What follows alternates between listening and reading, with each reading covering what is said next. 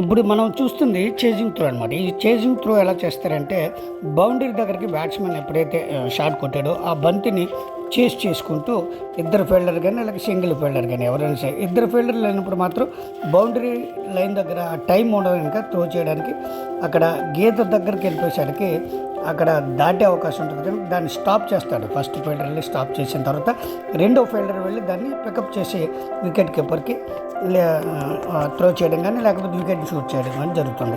అలా వెళ్ళినప్పుడు మాత్రం మీరు బాగా గమనించాల్సింది ఏంటంటే వెళ్ళి స్టాప్ చేయాలి తప్ప దాన్ని ఫస్ట్ ఫీల్డర్ పుష్ చేయకూడదు. ఎప్పుడైతే పుష్ చేస్తాడో వెనకాతలు వచ్చిన ఫీల్డర్ కూడా కన్ఫ్యూజన్లోని ముందుకు వెళ్ళిపోతాడు. అందుకోసం మొదటి వెళ్ళిన ఫీల్డరు దాన్ని స్టాప్ చేయాలి. వెనకాతలు వచ్చిన ఫీల్డర్ కంట్రోల్ అవుతాడు. కంట్రోల్ అయిన తర్వాత దాన్ని పికప్ చేసుకుంటాడు. ఎప్పుడైతే మీరు పుష్ చేశారో వెనకాతల ఫీల్డర్ కూడా పడిపోతాడు, అవకాశం ఉంటుంది.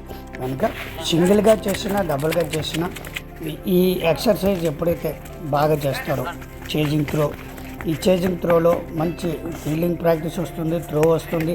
అట్లాగే ఒక ఫీల్డర్లో ఒక క్రికెట్ ప్లేయర్ మౌల్డ్ అవుతుంటుంది. అలాగే స్ట్రెంత్ పెరుగుతుంది, స్టామినా పికప్ అవుతుంది.